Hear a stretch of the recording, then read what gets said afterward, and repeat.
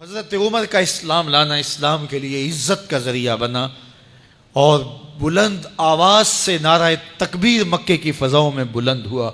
40 مسلمان جب ہو گئے تو پھر میرے رب نے کہا یا ایھا النبی حسبک اللہ، اے نبی تمہارے لیے اللہ کافی ہے، ومن اتبعک من المؤمنین، اور تمہارے لیے اہل ایمان کافی ہیں۔ حضور علیہ السلام کے حوالے سے ان کی حساسیت اور ان کا جوش و جذبہ اور ان کی غیرت ایمانی دیدنی تھی۔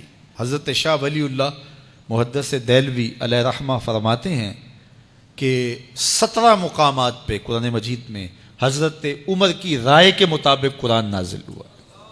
یہ اللہ نے حضرت عمر کو شان عطا فرمائی۔ اور پھر جب حضور علیہ السلام کے وصال کے بعد حضرت عمر سیدنا صدیق اکبر کے وصال کے بعد بھی تخت خلافت پہ بیٹھے، 22,55,000 مربع میل پہ آپ کی حکومت کی حدود پھیل گئیں، اور حضرت عمر کی حکومت صرف انسانوں پر نہیں تھی، عمر کی حکومت پانیوں پر بھی تھی، عمر کی حکومت آگ پر بھی تھی، عمر کی حکومت ہواؤں پر بھی تھی، اور عمر کی حکومت دھرتی پر مٹی پر بھی تھی۔ آپ جانتے ہیں کہ مصر کے گورنر نے لکھا کہ یہاں تو عجیب کہانیاں ہیں۔ کیا ہوا؟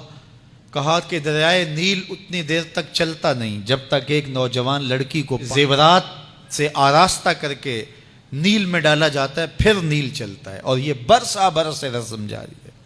تو حضرت عمر کے پاس جب یہ پیغام پہنچتا ہے تو حضرت عمر نیل کو خط لکھ رہے ہیں، بسم اللہ الرحمن الرحیم، مصر کے نیل کے نام عمر کا خط، اور آگے لکھتے ہیں اے نیل اگر تو اللہ کے حکم سے چلتا ہے تو چل، ورنہ تیری کوئی ضرورت نہیں ہے۔ اور رکا لکھ کر کاسد کو دیا، جا کے یہ دریائے نیل میں ڈال دو۔ اللہ اکبر، جن کے رکے دریا بھی مانتے ہیں، پانیوں پر بھی حکومت ہے۔ اور نیل میں جب وہ رکا ڈالا گیا، نیل ایسا چلا آج تک کبھی رکا ہی نہیں ہے۔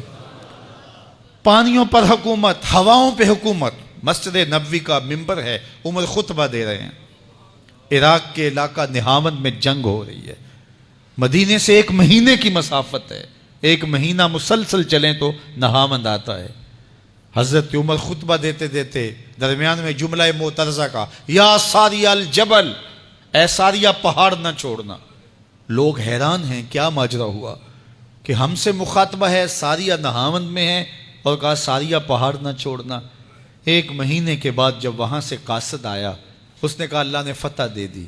کہا کیسے؟ کہا پہاڑ کو چھوڑ کر دشمن پر ٹوٹنے لگے تھے، آگے بڑھنے لگے تھے، ان پر حملہ آور ہونے لگے تھے۔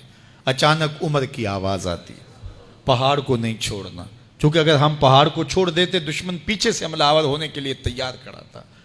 تو کہا بس ہم پہاڑ کو اپنی پشت پہ پھیر رکھا، اور اللہ نے اسی دن ہمیں فتح عطا کر دی۔ ہوائیں بھی ان کا پیغام پہنچاتی ہیں، پانی بھی ان کا حکم مانتے ہیں۔ اس زمانے میں فائر بریگیڈ سسٹم نہیں تھا، لیکن ایک آگ بڑھتی آ رہی ہے شہر کی طرف، لوگوں نے حضرت عمر کو بتایا، امیر المومنین آگ پھیلتی آگے بڑھتی چلی آ رہی ہے اور شہر کو اپنے قابو میں لینے والی ہے۔ عمر اپنی چادر اتارتے ہیں اور حضرت تمیم داری کو دیتے ہیں، کہا یہ چادر لے جاؤ اور ایسے ایسے کرو، آگ پیچھے بھاگتی چلی جائے گی۔ تو چادر ہلاتے جاتے ہیں حضرت تمیم داری، اور آگ پیچھے بھاگتی چلی جاتی۔ مٹی بھی حکم مانتی ہے۔ ایک لونڈی کھڑی رو رہی ہے راستے میں، کہا تجھے کیا ہوا؟ کہا ٹھوکر لگی، میرا تیل زمین میں بہہ گیا، میری مالکہ بڑی سخت ہے، وہ مجھے کہے گی تم نے یہ کیا کیا۔ عمر درہ زمین پہ مارتے ہیں، فر الارض الم عادل علیک، زمین عمر نے تیری چھاتی پہ عدل نہیں کیا؟ تو عمر کے ہوتے ہوئے اس کا تیل پی جائے؟ زمین تیل باہر نکال دیتی ہیں، فرماتے ہیں ڈال لے اپنے برتن میں۔